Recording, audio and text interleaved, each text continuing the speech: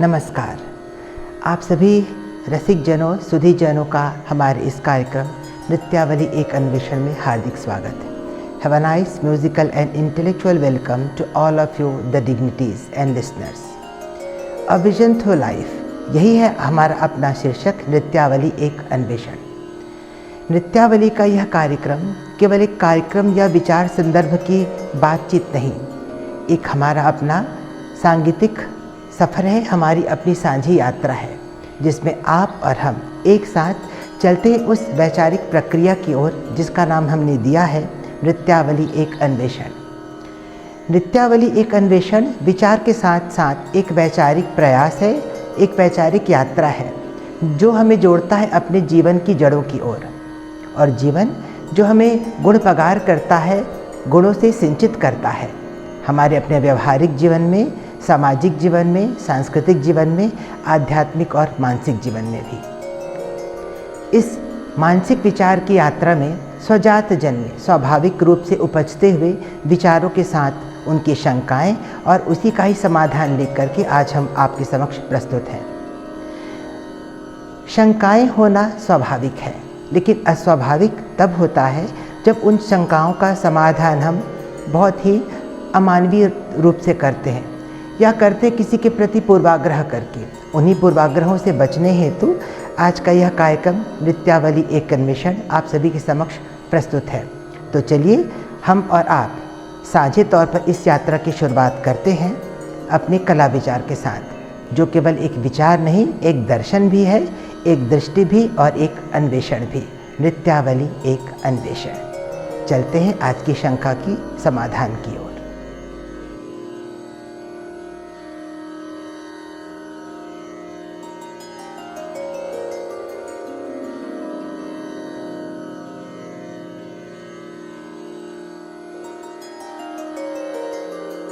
आज की हमारी अपनी शंका है, हमारा प्रश्न है कि शास्त्रीय नृत्य की कक्षाएं किस प्रकार से संचालित होती हैं। यहाँ दो भेद हैं। यदि आपको शास्त्रीय नृत्य की कक्षा का संचालन देखना है तो आप दो वर्गों में इसे समझ सकते हैं। पहली परंपरा जो निश्चित होती है वह गुरु शिष्य परंपरा, और दूसरी परंपरा होती है पाठ्यक्रम परंपरा।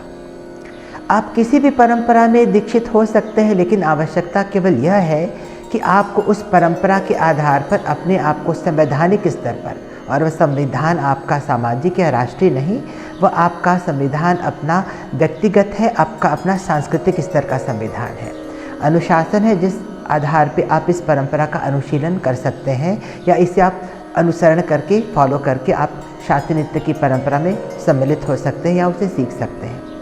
गुरु शिष्य परंपरा का स्थान ही शास्त्रीय नृत्य की शिक्षा में सर्वप्रधान और महत्वपूर्ण है, क्योंकि इस परंपरा में रह के ही हम इस शास्त्रीय नृत्य की विधा को गहराई और उसकी ऊंचाई के साथ ही सीख सकते हैं।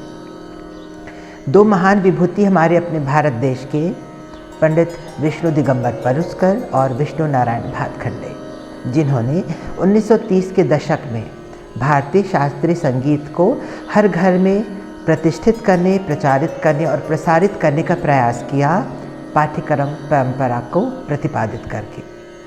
इसके पहले ये सोचा जाता था कि भारतीय संगीत केवल एक क्लास पर्सन्स का काम है, और वाकई है भी। यहाँ क्लास का मतलब आप किसी तरीके से इकोनॉमिक क्लास या उस लैब से ना लगाएं। यहाँ क्लास का मतलब है बुद्धिजीविता से। जो व्यक्ति बौद्धिक और सांस्कृतिक स्तर पर जितना ऊंचा होता है, वह इस संगीत के सबसे ज़्यादा करीब होता है। पुरातन काल से भारतीय शास्त्रीय संगीत की परंपरा को राजराश्रय मिलता रहा, और केवल समाज का एक खास वर्ग ही इससे जुड़ता आया। तो यह अवधारणा निश्चित हो गई कि बहुत जन सामान्य के लिए यह संगीत नृत्य नहीं है।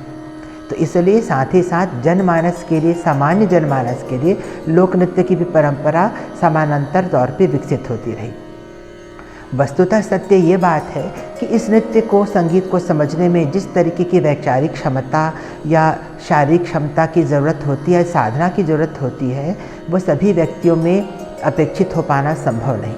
इसलिए एक खास वर्ग तक ही यह संगीत सीमित रहा, और शायद आगे भविष्य में भी एक खास स्तर पर ही सीमित रहेगा। लेकिन यह स्तर की जो विशिष्टता है या उसका वैशिष्ट्य है या उसकी परिधि या सीमा है, वह पैसे से नहीं, उनके व्यक्ति के बौद्धिक स्तर पर ही समझी जानी चाहिए।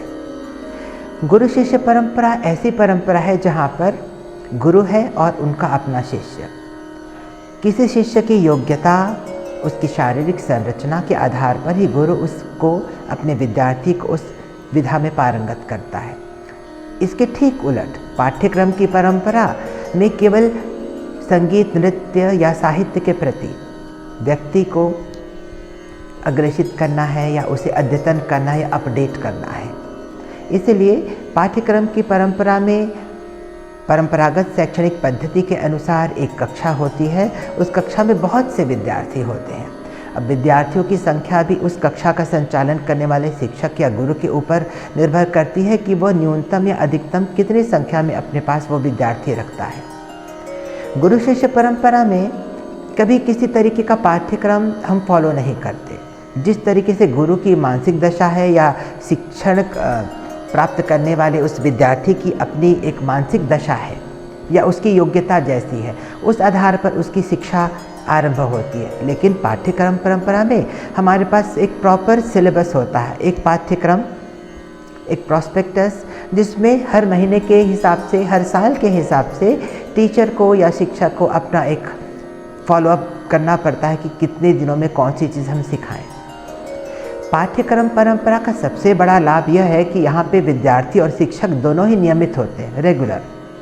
लेकिन इसका सबसे बड़ा जो नुकसान है, इसकी सबसे बड़ी जो हानि है, वह यह है कि विद्यार्थी यह सोचता है कि केवल संगीत में इतना ही है, जबकि वस्तुतः सत्य यह है कि उतना ही नहीं, संगीत असीम है जिसे आप अंततः गुरु शिष्य परंपरा के साथ ही सीख पाएंगे।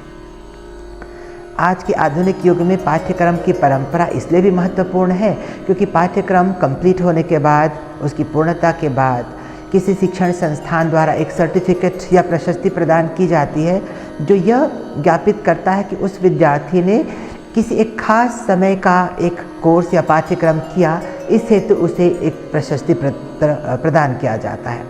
लेकिन यह इस बात की गारंटी नहीं देता है कि आप उस विधा में 100% पारंगत हो गए हैं। पाठ्यक्रम की परंपरा केवल समाज में संगीत की प्रतिष्ठा के लिए है, लोगों में संगीत को जानने, उसे समझने का एक शैक्षणिक प्रयास है। लेकिन गुरु शिष्य परंपरा का अनुशीलन जब तक आप नहीं करेंगे तब तक आप इस बहुत ही गहरी परंपरा का हिस्सा अंततः नहीं बन सकते।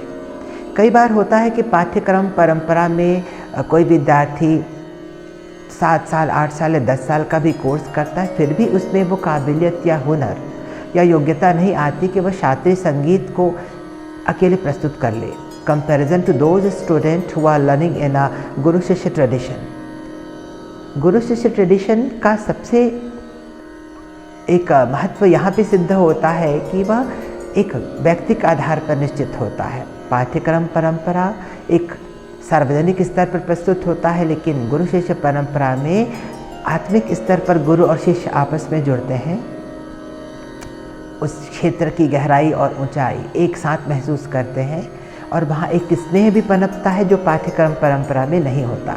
तो किसी भी विधा को सीखने में जो एक स्नेह, श्रद्धा और विश्वास का जो फल हमें प्राप्त होता है परंपरागत शिक्षा में, वह पाठ्यक्रम परंपरा में पा पाना बहुधा मुश्किल ही होता है। फिर भी शास्त्रीय नृत्य की शिक्षा के संचालन में ये दो विधा ही आजकल के समाज में प्रचलित है, गुरु शिष्य की परंपरा और पाठ्यक्रम या सिलेबस की टीचिंग की परंपरा। व्यक्ति को आजकल जुड़ने के लिए सिलेबस टीचिंग से सर्वप्रथम जुड़ना चाहिए।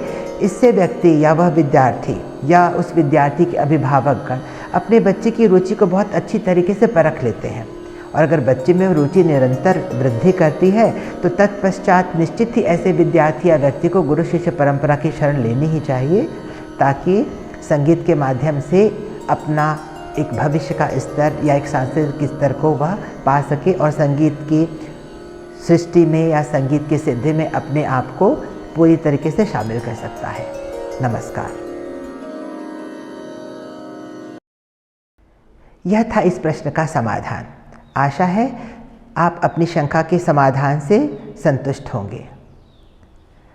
संतुष्टि केवल समाधान से नहीं होनी चाहिए, समाधान के साथ साथ हमारी अपनी वैचारिक प्रक्रिया का क्रम निरंतर जारी होना चाहिए, क्योंकि जब तक हम विचार नहीं करेंगे तब तक शंकाएं नहीं होंगी, और जब तक शंकाएं नहीं होंगी उनकी समाधान की निश्चिति भी नहीं हो पाएगी। तो आइए हमारे साथ बने रहिएगा, क्योंकि यह कार्यक्रम नृत्यावली एक अन्वेषण, एक वैचारिक प्रयास है, एक साझा सफ़र है, एक सांगीतिक यात्रा है आपकी और हमारी, जो निश्चित करती एक दिशा दशा हमारे अपने भारतीय शास्त्रीय नृत्य संगीत की परंपरा का। नमस्कार।